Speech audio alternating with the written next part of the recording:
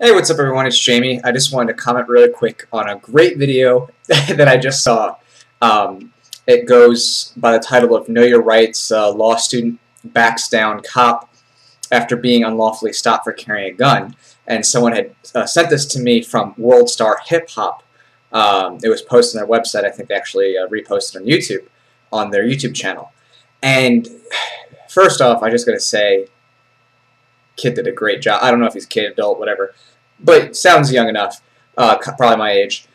He did an awesome job at handling the police, which was being calm, being cool, and knowing his rights. So I just gotta say, you know, that's a really awesome example. But now I gotta get into some really depressing things, which is reading the comments on World Star Hip Hop about this video and what he's done. It has been really sad for me because I really am I guess I'm not really surprised, but the depths of my surprise is always fomented out whenever I read comments on, you know, news articles or videos. And there are people here who are saying, for example, this one writer is Panamania something. She writes, "Just comply with the officer. You could still record the encounter if you want to feel like what's going on is unjust. But I feel like the cop has every right to stop him. Some random dude walking around with his gun in his hand and it's visible, and a cop is supposed to just turn the other cheek. Come on. Cop was just doing his job."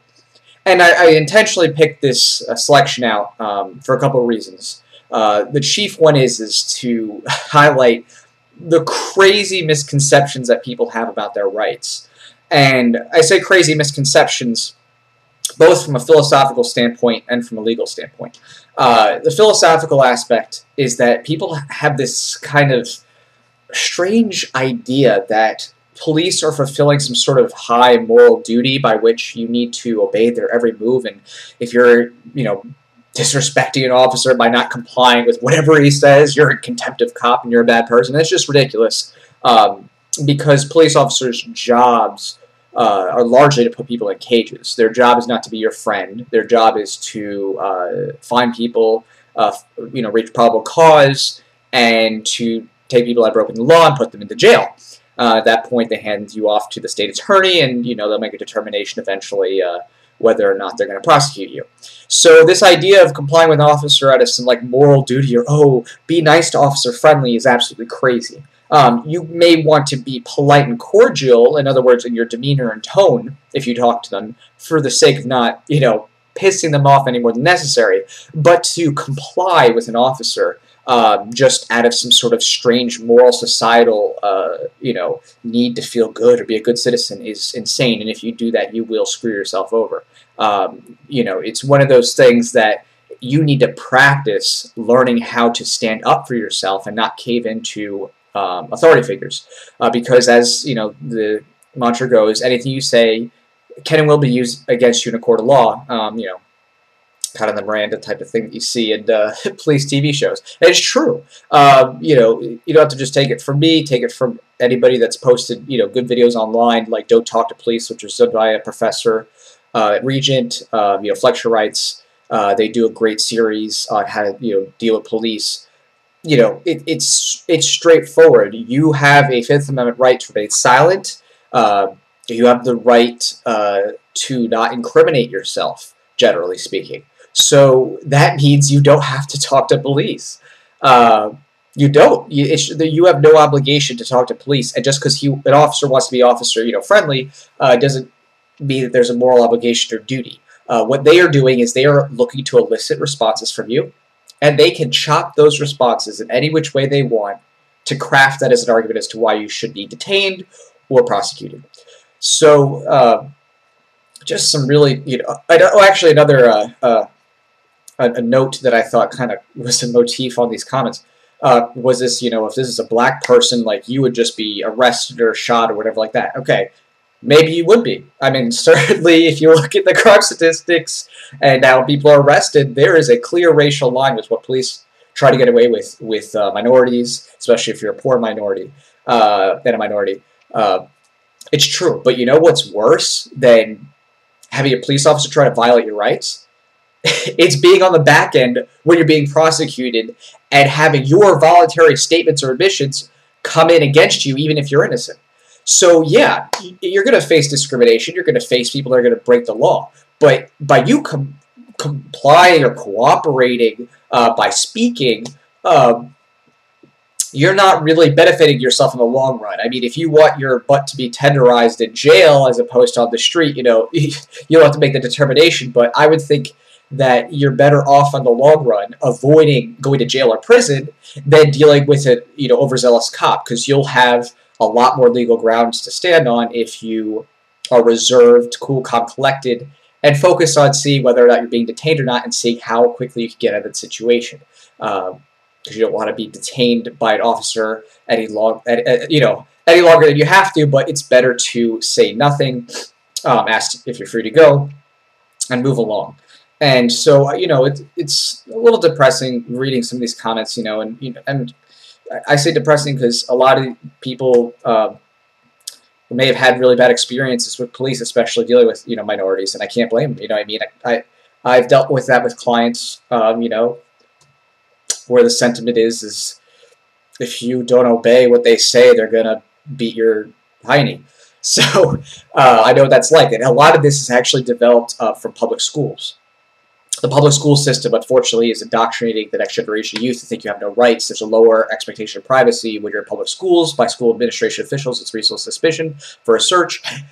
And this has led to people thinking that they have no rights. But you do have rights, and don't be like some of these commenters who think that you just need to cave into police, that you just, you know, need to bend over because it's the law. It's just insane. You need to learn your rights. You need to learn how to exercise them and be more like this individual who, you know, they were openly carrying a gun, but it wasn't against the law. And since it wasn't against the law, that's not a reason to stop somebody. A reasonable suspicion means you have to believe that they are about to, or have committed a crime. It can't be just based on a hunch. So this person was very smart, and they thought about it, and they said they got the officer to admit basically that they were detaining them unlawfully. And this would, in my opinion, be a great basis for a lawsuit. You know, so, you know, watch that video and just take a look at what he kind of did. He may have been a bit more loquacious than I would be, a bit more reserved than I try to. In all my police encounters, which, believe it or not, I've had plenty. I try to just get to the point of, am I being detained? Am I being detained? Am I free to go? Am I free to go? And sometimes, if I had to, I'd, you know, do what he did, pointing out the officer's clear, unlawful actions by getting him to admit things, which could be good if you actually plan to see them. But and aside, just to tie this all up on the video itself, you know, some people are saying, oh, if he had a gun, blah, blah, blah, you know, the police officer should be concerned. Well, guess what? It's called the Second Amendment.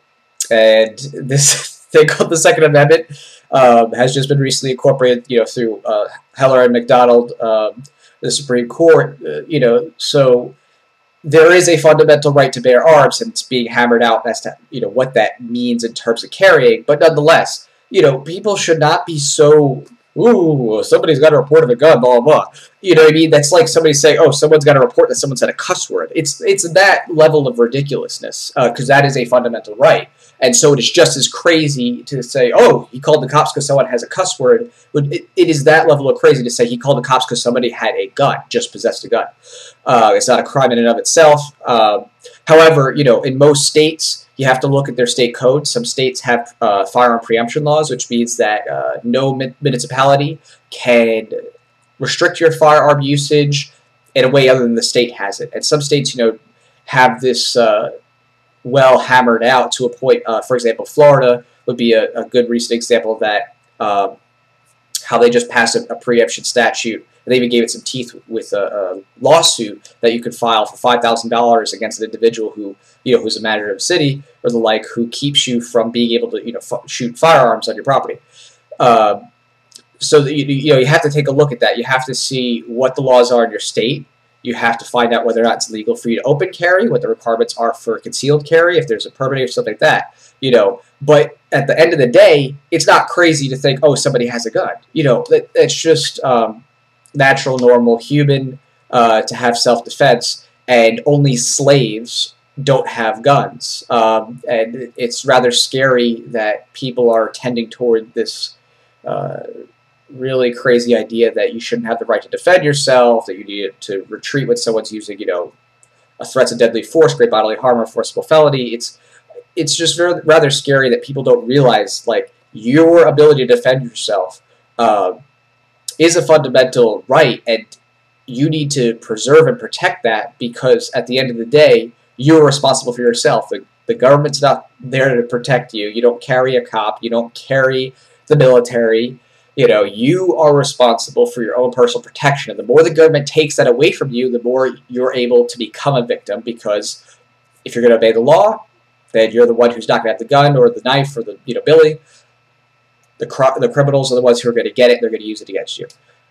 So, just tie that up. I think it's a great video to check out. Please let me know your comments, thoughts. I am planning to do more Know Your Rights videos in the near future, actually. That's my biggest passion. I did a couple of showings of that while I was in law school, doing the flex your rights videos, and I actually did speaking for that, so it's a lot of fun.